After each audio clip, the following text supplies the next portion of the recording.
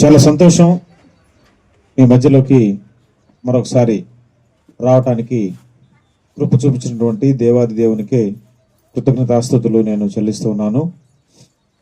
ముందుగా మరి ఇక్కడ చాలా చక్కని ఆరాధనను జరిగిస్తున్నటువంటి దైవ సేవకులైనటువంటి విక్టర్ పాల్ గారికి నా ప్రత్యేకమైన వందనాలు తెలియజేస్తున్నాను. అలాగే కూడి వచ్చిన పెద్దలు చిన్నలు మీ అందరికీ హృదయపూర్వకమైనటువంటి వందనాలు క్రీస్తు నామంలో నేను తెలియజేస్తున్నాను. కొద్దిసేపు మనం దేవుని మాటలను ధ్యానం చేద్దాం.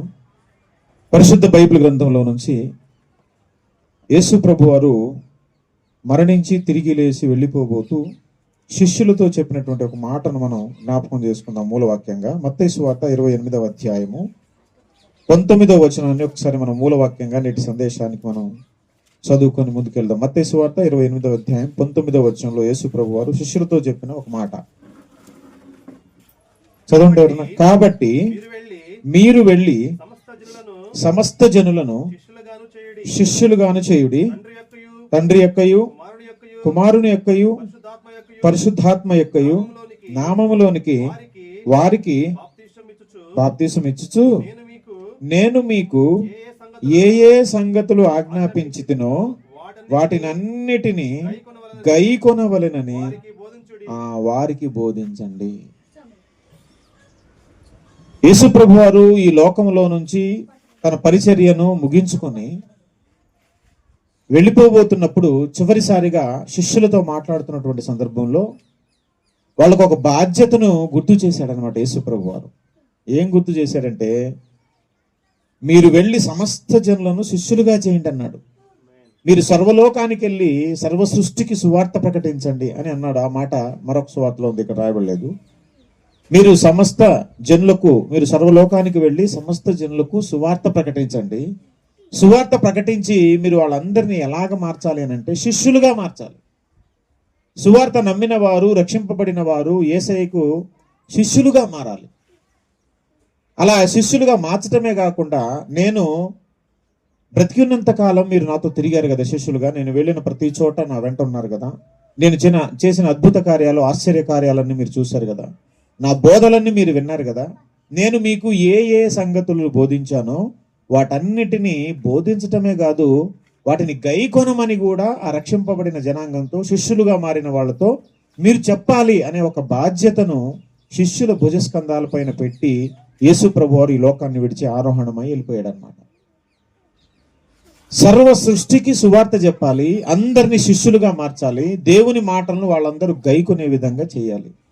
ఇది శిష్యులకు ఆయన ఇచ్చిన బాధ్యత. మరి శిష్యులు అలాగ చేశారా? వారి జీవిత చరిత్రను మనం చదివినప్పుడు, క్రొత్త నిబంధనలోని పుస్తకాలన్నీ, పత్రికలన్నీ చదివినప్పుడు యేసు ప్రభు వారి శిష్యులందరూ మరి ఆయన చెప్పినట్టు సర్వ సృష్టికి సువార్త ప్రకటించడానికి వెళ్ళారా? లేకపోతే మనం రక్షించబడ్డాంలే, మనం రక్షణ పొందుకున్నాంలే, నరకం తప్పించుకున్నాంలే, మన కుటుంబం రక్షింపబడింది కాబట్టి ఇంతకు చాలు మనకి, ఇంకా లోకానికి వెళ్ళి సువార్త ప్రకటించి ఆ శ్రమలన్నీ, బాధలన్నీ, ఇబ్బందులన్నీ పట్టడం ఎందుకు అని అనుకొని ఇంట్లోనే కూర్చున్నారా? లేకపోతే సర్వలోకానికి వెళ్ళి, గ్రామాలకు వెళ్ళి, పట్టణాలకు వెళ్ళి దెబ్బలు తిని, రాళ్ల దెబ్బలు తిని, అవమానాలు పడి, శ్రమలు పడి, హింసలు పొంది అనేకులకు సువార్త ప్రకటించారా అని వాళ్ళ జీవిత చరిత్రను మనం చదివినప్పుడు అందరూ కూడా గ్రామాలకు వెళ్ళి సువార్త ప్రకటించిన వాళ్ళే. సువార్త పనిలో, దేవుని పనిలో వారి ప్రాణాలను త్యాగం చేసిన వాళ్ళే అందరూ, అమరవీరులే అందరూ. యేసయ్య పరిచర్య కోసం, సువార్త కోసం, యేసు నిమిత్తం తమ ప్రాణాలను భయంకరంగా త్యాగం చేసిన వాళ్ళు. సాధారణంగా చచ్చిపోయిన వాళ్ళు ఆ 12 మంది శిష్యుల్లో ఒకడు కూడా లేడు. ఒకే ఒకడు ఉన్నాడు. ఆయన ఎవరు అని అంటే యోహాను భక్తుడు. ఆయన మాత్రమే సాధారణమైన మరణం పొందాడు. మిగతా 11 మంది రకరకాలుగా రాళ్ల దెబ్బలు చచ్చిపోయిన వాళ్ళు, అడ్డంగా నిలువుగా సిలువ వేయబడి చచ్చిపోయిన వాళ్ళు, తలకిందులుగా సిలువ వేయబడి చంపబడిన వాళ్ళు, ఏమండి ఖడ్గం ద్వారా చంపబడిన వాళ్ళు, రకరకాలుగా చంపబడ్డారు. ఒకే ఒక వ్యక్తి, ప్రకటన గ్రంథం రాసిన యోహాను, సువార్త, యోహాను పత్రికలు, 5 గ్రంథాలు రాసిన యోహాను, ఆయన మాత్రమే యేసయ్య ప్రియ శిష్యుడు, ఆయన రొమ్ము పక్కన ఉండే శిష్యుడు, ఆయన మాత్రమే సాధారణ మరణం. అతన్ని తీసుకెళ్లి పద్మాసు ద్వీపంలో ఆ లంకలో పడేశారు కాబట్టి ఆ సముద్రం ఒడ్డున అక్కడ ఆయన చచ్చిపోయాడు. మిగతా వాళ్ళందరూ ఇక ప్రాణత్యాగం చేసిన వాళ్ళే, చంపబడిన వాళ్ళే. ఎందుకని వాళ్ళు లోకానికి సువార్త ప్రకటించడానికి బయలుదేరారంటే వారికి ఉన్న బాధ్యత, యేసయ్య అప్పగించిన బాధ్యత. ఆయనకే కాదండి, రక్షింపబడిన ప్రతి విశ్వాసి మీద ఈ బాధ్యత ఉంది. ఈ విషయాన్ని మనం ఈ రాత్రి గుర్తుపెట్టుకోవాలి, అస్సలు మర్చిపోకూడదు. ఈ విషయాన్ని మీకు జ్ఞాపకం చేయాలని నేను వచ్చాను. చాలా మంది మర్చిపోతున్నటువంటి ఈ సంగతిని మరొక్కసారి పురిగొల్పి వారికి జ్ఞాపకం చేయాలని నేను ఈ సంగతులు ఎత్తుకోవడం జరుగుతూ ఉంది. ఆనాడు శిష్యులే కాదు, శిష్యుడుగా మారిన ప్రతి ఒక్కరి బాధ్యత ఇదే. శిష్యుడుగా మారిన ప్రతి ఒక్కరి బాధ్యత ఇదే. ఇదే మాటను అపోస్తులైన పౌలు భక్తుడు కూడా గుర్తు చేస్తున్నాడు. ఒకసారి చూద్దాం. 1 కొరింథీ పత్రిక చూడండి దయచేసి, 9వ అధ్యాయము 16వ వచనంలో పౌలు భక్తుడు ఒక చక్కని మాట చెప్తా ఉన్నాడు. 1 కొరింథీ పత్రిక 9వ అధ్యాయం 16వ వచనంలో, నేను సువార్తను ప్రకటించుచున్నను, నాకు అతిశయ కారణము లేదు. సువార్తను ప్రకటింపవలసిన భారము నా మీద మోపబడి ఉన్నది. అయ్యో, నేను సువార్తను ప్రకటింపకపోయిన ఎడల నాకు శ్రమ. పౌలు గారు ఏమంటున్నాడు తెలుసండి? సువార్తను ప్రకటింపవలసిన భారము నా మీద మోపబడింది. ఆయన మీద ఒక భారం ఉందట. ఏంటి? సువార్తను ప్రకటించాల్సిన భారం. అయ్యో, నేను సువార్త ప్రకటించకపోతే నాకు శ్రమ అంటున్నాడు. నిజానికి మనకందరికి తెలుసు పౌలు భక్తుడు ఎన్ని కష్టాలు పడ్డాడో, ఎన్ని ఖండాలు దాటి వెళ్ళాడో, ఎన్ని సముద్ర ప్రయాణాలు, ఓడలో పడవల్లో ప్రయాణం చేశాడో, ఎన్ని రాళ్ల దెబ్బలు తిన్నాడో, ఎన్ని బెత్తం దెబ్బలు తిన్నాడో, ఎన్ని ఇబ్బందులు పడ్డాడో. ఆ ఇబ్బందులన్నీ మీరు తర్వాత వీళ్ళ ఇంటికి వెళ్ళి చదువుకోండి. 2వ కొరింథీ పత్రిక 11వ అధ్యాయం మొత్తం చివరి దాకా చదవండి. పౌలు గారు ఎన్ని బాధలు చెప్పాడో. అసలు మనిషి అనేవాడికి అన్ని బాధలు భూమి మీద ఎవడికి లేవు. ఇంకా లాస్ట్లో ఏం చెప్పాడు తెలుసా? ఇంకా నేను చెప్పాల్సినవి చాలా ఉన్నాయని చెప్పాడు చివరికి. ఇంకా అంత చెప్పలేదు ఆయన. అన్ని బాధలు పడ్డాడు. కానీ ఆ బాధలు ఆయనకి బాధలుగా అనిపించట్లా, అది శ్రమలుగా ఆయనకు అనిపించట్లా. ఏంటి? రాళ్ళ దెబ్బలు కొట్టినా ఆయనకు బాధ అనిపించట్లా, కట్టేసి బెత్తం దెబ్బలు కొట్టినా ఆయనకు బాధ అనిపించట్లా, శ్రమ అనిపించట్లా. కానీ ఒకటి మాత్రం ఆయనకి శ్రమ అనిపిస్తుంది. ఏంటి తెలుసా? సువార్త ప్రకటించకపోతే శ్రమ. ప్రకటిస్తుంటే రాళ్ళ దెబ్బలు కొడుతున్నా అది పెద్దగా ఫరక పట్టలేదు ఆయనకి. కానీ సువార్త ప్రకటించకపోతే వచ్చే శ్రమ ఉంది చూశారు, అది కొట్టిన దానికంటే ఎక్కువ బాధ నాకు అంటున్నాడు ఆయన. ఎంత భారం ఉందో చూడండి ప్రియులారా ఆయన హృదయంలో. అలాగే రక్షింపబడిన ఆయనకే కాదు, మనకందరికీ ఈ బాధ్యత ఉంది. ఈ భారం ఉండాలి, ఈ ఆశ ఉండాలి, ఈ బాధ్యత ఇది మంది, ఇది విధి. ఏమండి? సువార్త ప్రకటించాలి అని అంటే మరి నేను సంఖ్యలో బైబిల్ పెట్టుకొని పనులన్నీ మానేసుకొని ఏ పని చేయకుండా ఊరూరు వెళ్ళి చెప్పమంటారా అంటే అలా చెప్పాల్సిన అక్కర్లేదు. అలా చెప్పేవాళ్ళు ప్రతిష్ఠించబడిన వాళ్ళు, దేవుని పిలుపొందుకున్న వాళ్ళు, దైవ సేవ చేస్తున్న వాళ్ళు, వాళ్ళు ప్రత్యేకింపబడిన నాజీరు వ్రతము చేయబడిన వాళ్ళు ఉన్నారు, వాళ్ళు వెళ్తారు. కానీ అందరూ అలా చేయాల్సిన అక్కర్లేదు.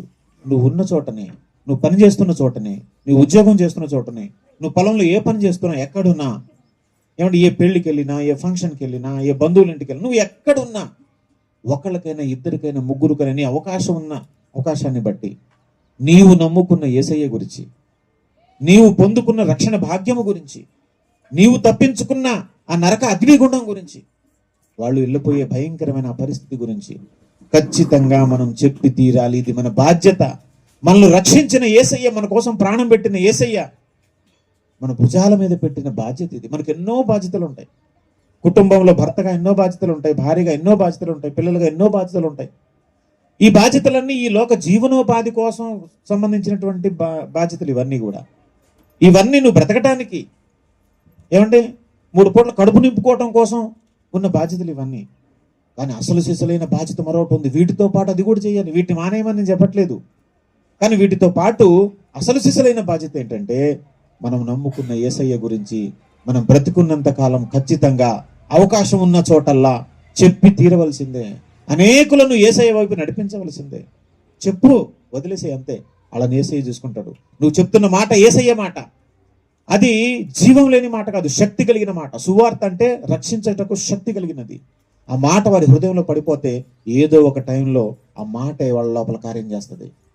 మాట చెప్పటం, విత్తనం నాటటం నీ వంతు, వాళ్ళని మార్చటం అది ఆ వాక్యం, ఆ మాట వంతు. యేసయ్య చూసుకుంటాడు అది. కాబట్టి ప్రియులారా, సువార్త ప్రకటించవలసిన భారం, బాధ్యత మనందరి మీద ఉంది. దానికి సేవకుడుగా ఉండాల్సిన అక్కర్లేదు, పాస్టర్ గారే ఉండాల్సిన అక్కర్లేదు, రక్షింపబడిన ప్రతి విశ్వాసి కూడా సువార్త చెప్పాలి. సువార్త అంటే ఏంటో తెలుసుగా? ఈ లోకంలో మనుషులందరూ పాపులే. ఎందుకంటే మొట్టమొదటి మానవుడు పాపం చేశాడు కాబట్టి, ఆ మొట్టమొదటి మానవుడి నుంచే భూమి మీద ఉన్న సకల జాతి మనుషులు పుట్టుకొచ్చారు కాబట్టి, సొరకాయ చెట్టుకి సొరకాయలే కాస్తాయి, జామకాయల చెట్టుకి జామకాయలే కాస్తాయి, మేకకు మేక పిల్లే పుట్టింది, కోడికి కోడి పిల్లే పుట్టింది, జామకాయ చెట్టుకి వంకాయలు కాస్తాయా? పాపికి పాపులే పుడతారు. మొట్టమొదటి మానవుడు, ఆది మానవుడు, మూల పురుషుడు ఆదాము మొట్టమొదటి మనిషి పాపం చేశాడు కాబట్టి ఆయన ద్వారా సమస్త మానవులు పుడితే మరి పాపి నుంచి పరిశుద్ధులు పుడతాడా? పాప నుంచి అందరూ పాపులే పుట్టుకొచ్చారు. పాపము వలన వచ్చు జీతము మరణము. మరణం అంటే మన అందరి ఎదుట జరిగే మనం వెళ్ళి దహన కార్యక్రమాలు చేసే ఈ మరణం కాదు. దీని తరువాత ఆత్మ వెళ్ళిపోయే భయంకరమైన మరొక లోకం ఉంది, రెండవ మరణం. అది ఈ శరీర మరణం ఎవరికైనా వస్తుంది. ఇది మంచోడికి వస్తుంది, చెడ్డోడికి వస్తుంది, రక్షింపబడినోడికి వస్తుంది, రక్షణ పొందినోడికి వస్తుంది. అంతెందుకు యేసుప్రభువు వారు కూడా చనిపోయారు కదా. ఈ మరణం గురించి కాదు మనం మాట్లాడేది. ఈ మరణం తప్పించుకోవడం ఎవడి వల్ల కాదు. భయంకరమైన మరణం, రెండవ మరణం మరొకటి ఉంది. పాపికి వచ్చు జీతము ఆ రెండవ మరణం. దాని నుంచి తప్పించుకోవాలంటే మానవ జాతికి ఏకైక పరిష్కారం ఒకటే: యేసు రక్తమునందు విశ్వాసం ఉంచాలి, యేసు నామమునందు విశ్వాసం ఉంచాలి. యేసు రక్తములో తమ జన్మకర్మ పాపాలు కడుక్కొని పరిశుద్ధులుగా మారితేనే, యేసయ్య దగ్గరికి వస్తేనే, అసలు సిసలైన సత్యమైనటువంటి మార్గమైనటువంటి జీవమైనటువంటి యేసయ్య దగ్గరికి వస్తేనే నీవు నరకాన్ని తప్పించుకుంటావు. ఇది సువార్త. నువ్వు నరకం మానవ జాతిని నరకం నుంచి తప్పించడానికి, పరలోక రాజ్యానికి నడిపించటానికి, పాపం నుంచి విడుదల కలుగు చేయటానికి దేవుడే నరవతారం ఎత్తి మనుష్యునిలాగా ఈ లోకంలో పుట్టాడు. ఆయనే నజరేయుడైన యేసు. ఆ యేసును నమ్ముకుంటే నువ్వు, నీ జీవితం మార్చబడుతుంది, నీ బ్రతుకు మార్చబడుతుంది, నువ్వు నరకం తప్పించుకుంటావు అనే విషయం చెప్పటమే సువార్త. మనం రక్షించబడ్డాం, నరకం నుంచి తప్పించుకున్నాం, యేసయ్యను తెలుసుకున్నాం, ఆయన రక్తమునందు విశ్వాసం ఉంచాం, పరిశుద్ధులుగా బ్రతుకుతున్నాం, భక్తి చేస్తున్నాం. ఏమండి, మరి ఇంత గొప్ప విడుదల మనకు కలిగింది. మరి మన సహోదరులందరూ మరి అదే పాత మార్గంలో నడుచుకుంటూ వెళ్తున్నారు. రేపొద్దున వాళ్ళకి భయంకరమైన పరిస్థితి రాబోతుందని తెలుసు. అగ్నిగుండానికి వెళ్ళిపోతారని తెలుసు. పాపము మనలోనే ఉండి పాపిగానే మరణిస్తే ఖచ్చితంగా నరకానికి వెళ్తారని తెలుసు. ఇంత ప్రమాదం వాళ్ళకు పొంచి ఉందని తెలిసి మనమైతే తప్పించుకున్నాం ఆ ప్రమాదాన్ని యేసు నందు విశ్వాసం ఉంచడం ద్వారా. కానీ వాళ్ళు తప్పించబడలేదు. వారికి ప్రమాదం ఉందని తెలిసి వారి మీద మనం జాలిపడలేదనుకో, వాళ్ళను కూడా ఆ ప్రమాదం నుంచి తప్పించాలనే ఆశ మనలో లేదనుకో, అప్పుడు నిన్ను వలె నీ పొరుగు వారిని ప్రేమించు అన్న యేసయ్య మాట ఏమైపోద్ది? దేనికోసం ప్రేమించాలి మనం? నా సహోదరుడు, నా ఇరుగు పొరుగు వారు, నా బంధుమిత్రులు, నా స్నేహితులు రక్షణ పొందలేదు, పాపం నుంచి విమోచించబడలేదు, వారు అలాగే మరణిస్తే భయంకరమైన అగ్నిగుండానికి వెళ్ళిపోతారేమో. నేను తప్పించుకున్నట్టు, నా కుటుంబం తప్పించుకున్నట్టు నా సహోదరులు కూడా తప్పించుకోవాలి, నా బంధుమిత్రులు తప్పించుకోవాలి, నా స్నేహితులు కూడా ఆ నరకాన్ని తప్పించుకోవాలనే ఆశ, భారం, బాధ్యత నీ మీద ఉంటే నువ్వు ఖచ్చితంగా సువార్త చెప్తావు. ఇప్పుడు రోడ్డు మీద ఎవరో ఒకళ్ళు ఆకలితో మలమల్లాడిపోతా ఉంటే, ఏడుస్తూ ఉంటే మనం ఏం చేస్తాం? ఖచ్చితంగా అతనికి కొంచెం భోజనం పెడతాం. ఒకళ్ళు యాక్సిడెంట్ అయ్యి ఏదో దెబ్బలు తగిలి బాధలు పడతా ఉంటే రోడ్డు పక్కన మనం చూస్తూ ఊరుకుంటామా? మన చేతనైంతగా మనం సహాయం చేయాలనుకుంటాం. బాధల్లో ఉన్న వ్యక్తికి, కష్టాల్లో ఉన్న వ్యక్తిని మనం చూసినప్పుడు మానవులంగా మన హృదయం చలించిపోద్ది. ఎంతో కొంత మన కొంతలో సహాయం చేయాలనిపిస్తుంది, సహాయం చేస్తాం కూడా. మరి సాటి ఒక మనిషికి కష్టాలు వచ్చినప్పుడు, బాధల్లో ఉన్నప్పుడు, యాక్సిడెంట్ అయినప్పుడు, ఆకలితో బాధపడుతున్నప్పుడు మానవరీత్యా మనం జాలిపడి ఎంతో కొంత సహాయం చేస్తాం కదా. ఇంత మనసున్న మనకి మరి ఒక వ్యక్తి మరణిస్తే, పాపిగానే మరణిస్తే భయంకరమైన అగ్నిగుండానికి వెళ్ళిపోతాడని, ఇంత ప్రమాదం అతనికి పొంచి ఉందని తెలిసి ఉండి కూడా అతన్ని రక్షించాలనే ఆశ నీలో లేదంటే, సువార్త చెప్పి అతన్ని యేసయ్య వైపు త్రిప్పాలనే ఆశ నీలో లేదంటే ఇది భయంకరమైన పాపం కిందకు వస్తుంది. అందుకే యేసు ప్రభువు ఏమన్నాడు తెలుసా? నీవు పొందుకున్న రక్షణను అనేకులకు చెప్పాలి, అదే సువార్త. ఇది మనందరి బాధ్యత. విశ్వాసులుగా రక్షింపబడిన ప్రతి వారి బాధ్యత ఇది. నేను రక్షించబడ్డాను, నా భర్త రక్షించబడ్డాడు, నా పిల్లలు రక్షించబడ్డారు, అమ్మయ్య నాకు చాలు, ఈ జీవితానికి ఇది చాలు, మేము దేవునితో సమాధాన పడ్డాం, మేము ఏ క్షణాన మరణించినా హ్యాపీగా యేసయ్య దగ్గరికి వెళ్ళిపోతాం, ఇక నాకు చాలు అని అనుకుంటే కుదరదు. నీవు పొందుకున్న ఈ ఉచితమైన రక్షణ అనేకులకు చెప్పాల్సిన బాధ్యత ఉంది. కొందరినైనా నువ్వు రక్షించాల్సిన బాధ్యత ఉంది. ఈ బాధ్యత యేసయ్యే చెప్పి పెట్టిన బాధ్యత ఇది. సాదాసీదాగా ఎవరో చెప్పింది, నేను చెప్పింది అయితే మీరు చేయాల్సిన అక్కర్లేదు, అవసరం లేదు. ఇది యేసయ్య చెప్పిన బాధ్యత. పౌలు గారు ఎవరు అయ్యో అన్నాడు. అయ్యో అని ఎప్పుడు మొత్తుకుంటారో తెలుసా? ఎంత ప్రమాదం ఉంటే మొత్తుకుంటారో తెలుసా? అయ్యో అనే మాట సాధారణంగా వస్తుందా మనకి? ఎంత ప్రమాదం ఉంటే వస్తుంది అని అంటున్నాడు. అయ్యో నేను సువార్త ప్రకటించకపోతే నాకు శ్రమ అంటున్నాడు ఆయన. మనం కూడా ప్రియులారా యేసయ్య చెప్పిన ఆ మాటను, ఆ బాధ్యతను మనం కూడా పాటించవలసిన వారమై ఉన్నాము. అందుకే మత్తయి సువార్తలో 5వ అధ్యాయం, 6వ అధ్యాయం, 7వ అధ్యాయం తెలుసు కదా, కొండ మీద ప్రసంగంలో చెప్పిన మాటల్లో చాలా మందికి ఇది ఎక్కలేదు. కొండ మీద ప్రసంగం సండే స్కూల్లో చెప్పే పాఠాలు, కానీ ఈ రోజుల్లో చాలా మందికి అర్థం కాకుండా పోయాయి. అక్కడ మత్తయి సువార్త 5వ అధ్యాయంలో 6వ వచనంలో యేసుప్రభు వారు చెప్పిన మాటను మనం అర్థం చేసుకునే ప్రయత్నం చేద్దాం ఈ రాత్రి. మత్తయి సువార్త 5వ అధ్యాయం కొండ మీద ప్రసంగం 6వ వచనంలో ఆయన ఏమంటున్నాడంటే, నీతి కొరకు ఆకలి దప్పులు గలవారు ధన్యులు, వారు తృప్తిపరచబడుదురు అంట. దేనికోసం ఆకలి దప్పులు కలవారు? నీతి కొరకు. నీతి అంటే ఏంటో తెలుసా? యేసయ్యే మన నీతి. అంటే యేసయ్య కొరకు ఆకలి దప్పులు గలవారు ధన్యులు, వాళ్ళు తృప్తిపరచబడతారు. దేనికోసం ఆకలి దప్పులు ఉండాలంటే మనకు తెలుసా?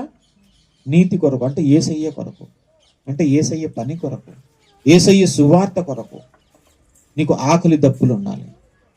మనకు నిజంగా నీతి కొరకైన ఆకలి దప్పులు ఎప్పుడైనా వచ్చాయా మనకి? యేసయ్య సువార్త నిమిత్తమైన ఆకలి దప్పులు ఎప్పుడైనా వచ్చాయా?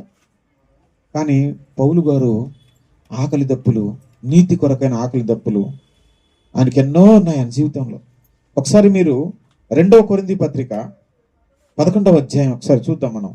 2వ కొరింథీ పత్రిక 11వ అధ్యాయము, 2వ కొరింథీ పత్రిక 11వ అధ్యాయము 23 నుంచి మనం చూస్తే, వెర్రివాని వలె మాట్లాడుతున్నాను, నేనును మరి ఎక్కువగా క్రీస్తు పరిచారకుడును, మరి విశేషంగా ప్రయాసపడి తిని, చూడండి చెప్తున్నాడు లిస్టు, మరి అనేక పర్యాయంలో చెరసాల్లో ఉంటుంది. జైలుకి చాలాసార్లు వెళ్ళాడంట. దేనికోసం? దొంగతనం చేసి కాదు, వ్యభిచారం చేసి కాదు, మోసం చేసి కాదు, యేసయ్య సువార్త చెప్పి. మనలో సువార్త చెప్పినందుకు జైల్లో పెట్టిన సందర్భాలు ఉన్నాయా? మనం ఇప్పుడు జైలుకి వెళ్ళి వచ్చాము సువార్త చెప్పినందుకు. చూడండి ఇంకా ఏమంటాడు, అపరిమితంగా దెబ్బలు తింటిని, అనేక మార్లు ప్రాణాపాయంలో ఉంటుని, యూదుల చేత 5 మార్లు ఒకటి తక్కువ 40 దెబ్బలు తింటిని, 3 సార్లు బెత్తములతో కొట్టబడితిని, ఒకసారి రాళ్లతో కొట్టబడితిని, 3 సార్లు ఓడ పగిలి శ్రమ పడితిని, ఒక రాత్రి పగలు సముద్రంలో గడిపితిని. సముద్రంలో మీరు ఎప్పుడు గడిపారండి? ఒక రాత్రి పగలు సముద్రంలోనే. మనం గుండె పగలు ఎప్పుడు చచ్చిపోతాం. అనేక పర్యాయములు ప్రయాణముల్లోనూ, నదుల వలనైన ఆపదల్లోనూ, దొంగల వలనైన ఆపదలోను, నా స్వజనుల వలననైనా ఆపద, అన్యజనుల వలనైనా ఆపద, పట్టణాల్లో ఆపద, అరణ్యంలో ఆపద, సముద్రంలో ఆపద, కపట సహోదరుల ఆపద. అసలు ఏంది రానిది ఏముందండి ఆయనకి? కపట సహోదరుల్లో కూడా మోసం చేసేవాళ్ళు, ఫ్రెండ్స్ అనేవాళ్ళు కూడా. ఏమండి, ప్రయాసతోను, కష్టముతోను, తరచుగా జాగరణములతోను. జాగరణాలంటే ఏం తెలుసా? నిద్ర లేకుండా. ఆకలి దప్పులతోను. ఇక చూడండి ఇక్కడ ఉంది, ఆయనకి ఆకలి దప్పులు, తరచుగా ఉపవాసాలు, చలితోను, దిగంబరత్వం అంటే బట్టలు లేకుండా, ఇంకను చెప్పవలసిన అనేకములు ఉన్నవి. ఇంకా చాలా ఉందంటే లిస్ట్ ఇప్పుకు సరిపోదేమో. నీతి కొరకైన ఆకలి దప్పులు అంటే ఇదిగో పౌలు గారిలో కనిపిస్తుంది. నీతి అంటే యేసయ్య మన నీతి. యేసయ్య కొరకైన ఆకలి దప్పులు, యేసయ్యను గూర్చిన సువార్త కొరకైన ఆకలి దప్పులు పౌలు గారికి. ఇలాంటి ఆకలి దప్పులు మీ జీవితాల్లో ఉంటే మీరు ధన్యులు అని చెప్తున్నాడు ఆయన. నీతి కొరకై ఆకలి దప్పులు కలిగి ఉండటం అంటే నువ్వు ఇంట్లో కూర్చుంటే అవదు. నువ్వు సువార్త ప్రకటించడానికి బయలుదేరితే, ఆ సువార్త పనిలో నువ్వు ఉన్నప్పుడు కొన్నిసార్లు భోజనం ఉండొచ్చు, దొరకకపోవచ్చు, కొన్నిసార్లు నీళ్లు దొరకకపోవచ్చు. అప్పుడు ఆకలి దప్పులు, సువార్త విషయమైన ఆకలి దప్పులు నువ్వు పొందగలిగితే నీవు భూమి మీద ధన్యుడవు అంటున్నాడు యేసయ్య. ఇంకా అది ఎక్కడికి వెళ్ళిపోదు. మత్తయి సువార్త కొండ మీద ప్రసంగంలోనే 6వ వచనంలో ఆ మాట చెప్పాడు కదా. ఇక 10వ వచనంలో దాని కంటిన్యూషన్ చెప్తున్నాడు. చూడండి 10వ వచనంలో, నీతి నిమిత్తము హింసింపబడువారు ధన్యులు, పరలోక రాజ్యం వాళ్ళదే. దేనికోసం హింస? నీతి నిమిత్తం. ఇందాక కూడా పైన కూడా ఏం చదివాం? 6వ వచనంలో నీతి కొరకైన ఆకలి దప్పులు. ఇక్కడ కూడా నీతి నిమిత్తం హింసింపబడువారు. నీతి అన్న దగ్గర యేసయ్య పెట్టుకోండి, సువార్త పెట్టుకోండి. సువార్త నిమిత్తం, యేసయ్యను గుర్చిన సువార్త నిమిత్తం హింసింపబడువారు ధన్యులు. నువ్వు సువార్త నిమిత్తం హింసింపబడాలంటే ఇంట్లో ఉండాలా, బయట ఉండాలా? బయటనే. ఇంట్లో ఉంటే సువార్త కోసం నేను హింసించే వాళ్ళు ఎవరు ఉంటారు? మహా అయితే అత్తగారు హింసించద్ది. మారు మనసు లేని అత్తగారు అయితే, మారు మనసు లేని భర్త అయితే, ఏమండి, మహా అయితే వాళ్ళ సూటిపోటు మాటతో హింస, అంతకుమించి ఏమి ఉండదు. నీతి నిమిత్తము హింసింపబడాలంటే నువ్వు ఇంట్లో ఉంటే కలవదు ప్రియ సహోదరి సహోదరుడా. నువ్వు సువార్త కోసం లోకంలోకి వెళ్ళాలి. లోకంలోకి వెళ్ళినప్పుడే నువ్వు ధన్యుడవు. నేను నమ్ముకున్నాను, అమ్మయ్య నాకు ప్రార్థన ఉంది, భక్తి ఉంది, పరిశుద్ధత ఉంది, అంతా ఉంది, నాకు ఓకే అనుకుంటే కుదరదు. నీతి నిమిత్తము నువ్వు హింసింపబడాలంటే నిన్ను హింసించేవారు ఉండాలి, వారి మధ్యలోకి నువ్వు సువార్తను మోసుకొని వెళ్ళాలి. నీతి నిమిత్తం హింసింపబడేవారు ధన్యులు, పరలోక రాజ్యం వాళ్ళదే అని చెప్తే ఇంకా చెప్తున్నారు చూడండి. నా నిమిత్తం జనులు మిమ్మును నిందించి హింసించి, ఇదిగో హింస వచ్చింది మళ్ళా. ఎవరి నిమిత్తం హింస? నా నిమిత్తం, యేసయ్య నిమిత్తం, యేసయ్య సువార్త నిమిత్తం జనులు నిన్ను హింసించాలంటే నువ్వు జనాల్లో ఉండాలా, ఇంట్లో ఉండాలా? జనాల్లో ఉండాలి. జనాల్లో ఉన్నప్పుడే కదా జనాలు నిన్ను హింసించే అవకాశం ఉండేది. నీతి నిమిత్తము, నా నిమిత్తము జనులు మేము నిందించి హింసించి మీ మీద అబద్ధంగా చెడ్డ మాటలల్లో పలుకున్నప్పుడు మీరు బాధపడద్దు, దుఃఖపడద్దు. మీకు బాధలు వస్తాయి, హింసలు వస్తాయి. నీవు ధన్యుడు అవ్వాలంటే నీకు బాధలు రావాలి, నీకు హింసలు రావాలి. అబద్ధంగా చెడ్డ మాటలలో పలుకుతారు, చెడ్డ మాటలు పలుకుతారు, మర్యాదకు చెప్పరు. ఏమంటే మాకు చెప్పమాక నేను వెళ్ళిపోండి, ఏరియాని చెప్పి అనరు. ఎలాంటి మాటలు అంటారు? చెడ్డ మాటలల్లా పలుకున్నప్పుడు మీరు ధన్యులని గుర్తుపెట్టుకో. తిరిగి దాడి చేయొద్దు, తిరిగి ప్రతిదూషణ చేయొద్దు. దూషణకు ప్రతిదూషణ క్రైస్తవుడు చేయకూడదు. దుర్భాషలు రాకూడదు, అపవిత్రమైన మాటలు రాకూడదు, కొండపు మాటలు, వ్యర్థమైన మాటలు, మూర్ఖపు మాటలు, అపవిత్రమైన మాటలు మన నోట ఎట్టి పరిస్థితులు రాకూడదు. పోకిరి మాటలు, సరసోక్తులు మన నోట్లో రాకూడదు. కృతజ్ఞత వచనములే, ఆశీర్వాద వచనములే మన నోట రావాలి. నీవు ధన్యుడవు అంటున్నాడు ఆయన. దాని తర్వాత చెప్తున్నాడు చూడండి, సంతోషించి ఆనందించండి అని చెప్పి 13వ వచనంలో మీరు లోకానికి ఉప్పై ఉన్నారన్నాడు. ఏమంటే మీరు లోకానికి ఏమై ఉన్నారు?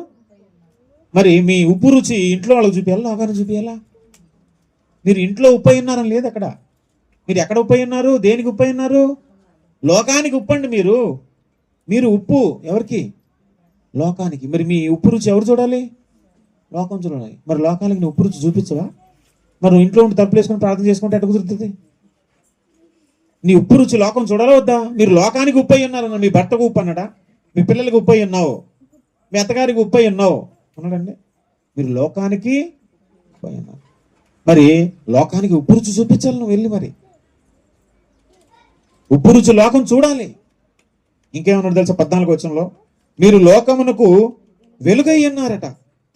చూసారా? మీరు లోకానికి ఏమై ఉన్నారు? ఇంట్లో వాళ్ళకి కాదు, మళ్ళీ లోకానికే. మీరు సర్వలోకానికి వెళ్ళి సృష్టికి సువార్త ప్రకటించండి అన్నాడు ఇందాక. మీరు లోకంలోనికి పోండి అన్నాడు. మీరు లోకానికి ఉప్పై ఉన్నారన్నాడు.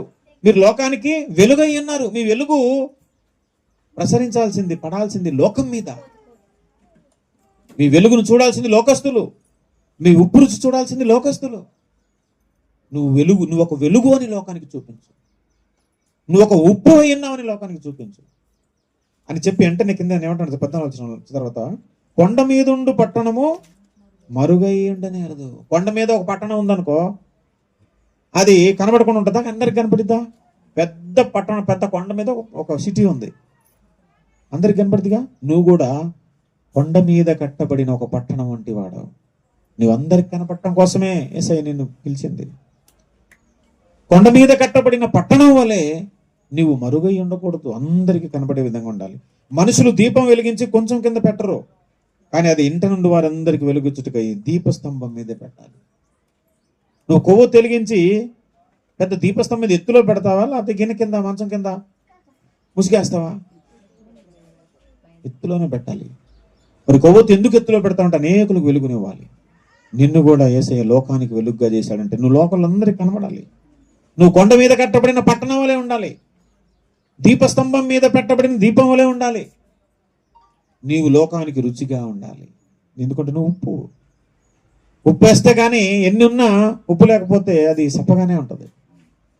లోకానికి ఎన్నున్నా యేసయ్య నీ జీవితంలో ఉంటే, సోదరా, నీకు డబ్బు ఉండొచ్చు, హోదా ఉండొచ్చు, పలుకుబడి ఉండొచ్చు, నువ్వు ఎంత మంచివాడవైనా ఉండొచ్చు, కానీ నీ జీవితంలో ఒకటి కొదువుగా ఉన్నది ఏంటి తెలుసా? యేసయ్య నీ జీవితంలో ఉంటే నీకు సమస్తము కూడా ఇంకా సంతృప్తిగా ఉంటుంది.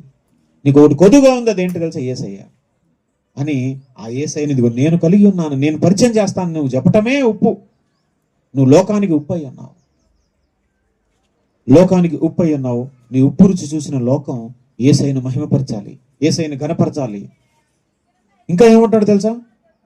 16వ వచనంలో, మనుష్యులు మీ సత్క్రియలను చూసి పరలోకమందున్న మీ తండ్రిని మహిమపరచునట్లు వారి ఎదుట మీ వెలుగు ప్రకాశించనీయాలి. మీ వెలుగు ఎక్కడ ప్రకాశించాలి చెప్పండి? మనుష్యుల ఎదుట. మర్చిపోవద్దు, నేను ఇంట్లో వెలుగుతానంటే కుదరదు.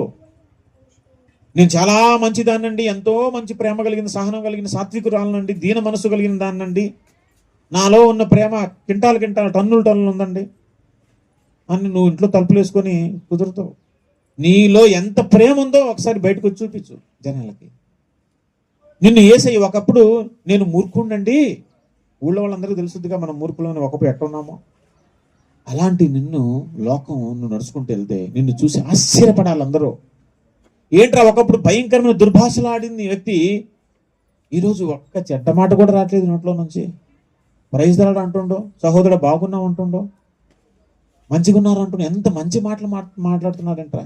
ఏంద్రా ఏమైంది ఇతనికి అంటే పక్కనోడు చెప్పాలి, అతను ఈ మధ్య యేసయ్యను నమ్ముకున్నాడు, మారు మనసు పొంది బాప్తిసం తీసుకున్నాడు, రక్షణ పొందాడు, చర్చికి వెళ్తున్నాడు, పరిశుద్ధ బైబిల్ గ్రంథాన్ని పట్టుకున్నాడు, ప్రార్థన చేసుకుంటున్నాడు, మన అందరి కోసం చేస్తున్నాడు, మారిపోయాడు.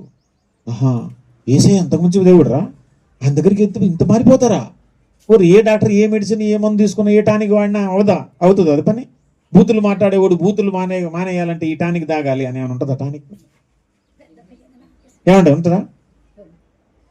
అలాంటిది ఎట్లా మారిపోయాడు? ఒకప్పుడు దొంగతనాలు చేసేవాడు, బీడీలు చుట్టాలు, మద్యపానానికి బానిసై రోడ్ల మీద అరుగుల మీద పడి ఉండే వ్యక్తి ఈరోజు తెల్లటి బట్టలు వేసుకొని, స్నానం చేసుకొని, సంకలో బైబిల్ పెట్టుకొని, కానుక డబ్బులు చేతిలో పెట్టుకొని చర్చికి వెళ్తున్నాడంటే ఎట్లా, ఏంటి అసలు ఏం జరిగింది అద్భుతం అంటే, ఆహా యేసయ్య అయితే ఇలా మార్చాడా అంటే నన్ను కూడా మార్చాడన్నమాట యేసయ్య. నీ సత్క్రియలు లోకం చూడాలి, నీలో ఉన్న ప్రేమ లోకం చూడాలి. నిన్ను దూషించినా, ఒక చెంపదెబ్బ కొట్టినా నువ్వు అతన్ని ప్రేమతో మాట్లాడుతూ చూడు, ఆ ప్రేమ అక్కడ కనబడాలి. మీ సత్క్రియలు లోకం చూడాలి.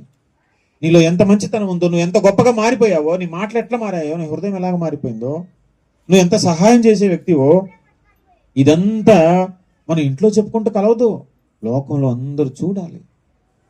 ఆ క్రియలను బట్టి పరలోకమంతున్న తండ్రిని మహిమపరచాలి వాళ్ళు. నీ ద్వారా యేసయ్య మహిమపరచబడాలి. నువ్వు గొప్ప సాక్షిగా అక్కడ బ్రతకాలి. నువ్వు లోకంలో ఒక గొప్ప సాక్షిగా, యేసయ్య సాక్షిగా ఉండాలి. ఎక్కడున్నా కూడా నిన్ను చూసిన వారు, నీ మాటలు, నీ ప్రవర్తన గమనించిన వారు, మారిపోయిన నీ జీవితాన్ని బట్టి నిన్ను మార్చిన యేసయ్యను మహిమపరిచే విధంగా గొప్ప సాక్షిగా మన లోకంలో ఉండాలి. నువ్వు నీ సత్క్రియలు అనేకులు ఎదుట చేయాలని బైబిల్ చెప్తుంటే, నేను చాలా మంచిదానండి అని నువ్వు ఇంట్లో చెప్పుకుంటూ కుదరదు, మందిరంలో కూర్చొని ప్రార్థన చేసుకుంటూ కుదరదు. అలాగని అట్లా చేయకూడదా అంటే చెయ్యాలి. చేసి నువ్వు బయటకు వెళ్ళాలి, సువార్త ప్రకటించాలి. నీ సాక్ష్యాన్ని అనేకులు చూడాలి, నిన్ను బట్టి యేసయ్య మహిమపరచబడాలి. ఇది కొండ మీద ఆయన ప్రసంగంలో నొక్కి వక్కాణించి చెప్పిన మాట ఇదే. యేసు ప్రభు వారు ఖండితంగా చెప్పిన మాట ఇదే. మీరు మాటల ద్వారా కాదు, క్రియల్లో మీ విశ్వాసాన్ని కనపరచాలి. బయటికి వెళ్ళి నాకు సాక్షులుగా బ్రతకాలి. నువ్వు చెప్పే, ఇదిగో బజార్లో నిలబడి మనం చెప్పే గంటల కొద్ది ప్రసంగాల కంటే మారిపోయిన ఒక వ్యక్తి జీవితాన్ని గమనిస్తే అనేకుల్లో మార్పు వస్తుంది. అది చాలా పెద్ద ప్రభావం చూపిస్తుంది. మనం చెప్పే మాటల కంటే, వాక్యం కంటే మన జీవితమే బలమైన ప్రభావాన్ని సమాజంలో కనపరుస్తుంది. అలాంటి బ్రతుకు మనం బ్రతకాలి, నిప్పులాగా బ్రతకాలి, అగ్గివలే బ్రతకాలి. 4 రోజులు బ్రతికిన 10 మంది మీద మన ప్రభావం పడిపోవాలి. మనం ఏ ఏరియాలో బ్రతుకుతున్నామో చుట్టుపక్కల మన ప్రభావం పడిపోవాలి. అతను అండి ఒకప్పుడు ఏమో కానీ ఇప్పుడైతే చాలా మంచి చెప్తాడు. ఆయన ఎంత ప్రేమ కలిగిన వాడో, ఎంత సాత్వికుడో, ఎంత మంచివాడో. వాళ్ళ ఇంటికి వెళ్తే ఏం లేదని చెప్పడండి. అసలు వాళ్ళు తినటానికి ఉంచుకోకుండా కూడా వాళ్ళ ఇంట్లో ఉన్న కూర, మజ్జిగో, పెరుగును ఏందంటే అది పెట్టేస్తాడండి ఆయన. ఆమె పెట్టేస్తుందండి. ఆ నోట్లో ఒక్క బూతు నేను ఎప్పుడు వినలేదండి. ఎవరైనా తిట్టినా తల ఉంచుకొని వెళ్ళిపోద్దండి ఆవిడ అని చెప్తా ఉంటే యేసయ్య ఎంత ఆనందపడతాడండి. ఇది కదా మార్పు, ఇది కదా జీవితం అంటే, ఇది కదా యేసయ్యను మహిమపరచడం అంటే.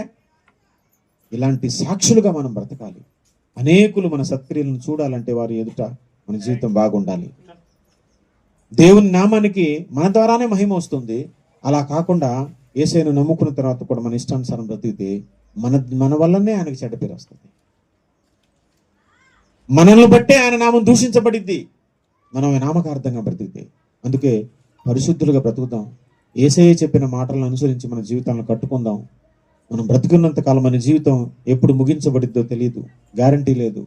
బ్రతికున్నప్పుడే యేసయ్య మాటలను మనం పాటిద్దాం, గైకొందాం, సువార్తను ప్రకటించే వారంగా ఉందాం. మనం ఏ స్థలంలో ఉన్నా ఒకరికిద్దరికైనా మనకు తెలిసింది మనం వాళ్ళకి చెబుదాం. దేవుడు అట్టి కృప మనకందరికీ అనుగ్రహించును గాక.